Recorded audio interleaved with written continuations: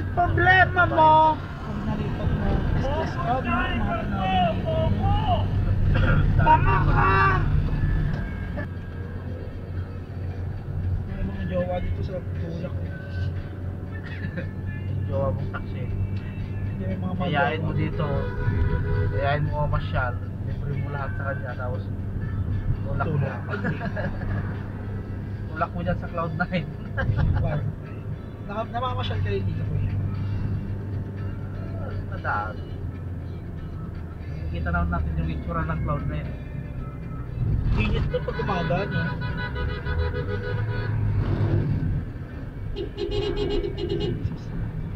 Dito ako, dito ako. Problema mo, yung lawak-lawak ng daanan. Daan ka lang. Umubong to. Siya mo, kuya, papatulang ko yon.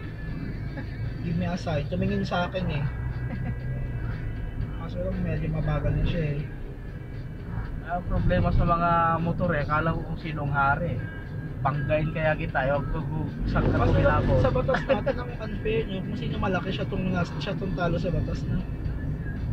Tama ba? Bobo yung gumawa ng batas na yan.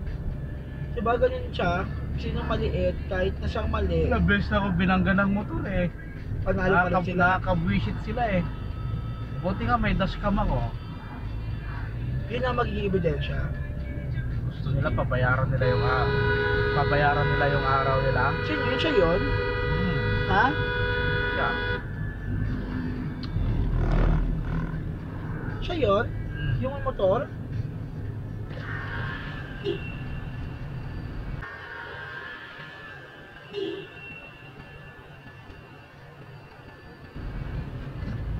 Bakit problema mo? Bobo driver mo! Bobo! Tama ka!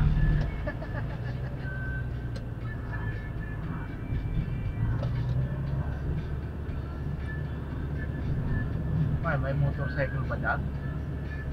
Di ba dapat, ay bike lane yan, no?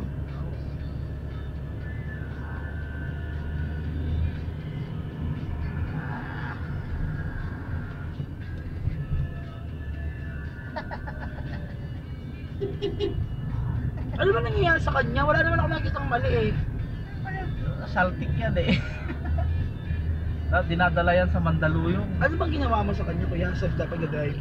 Wala, pride niya lang yan. Irit baka hindi ng pagbigyan ng asawa niya. Uwi ka na, hinahanap ka ng asawa mo.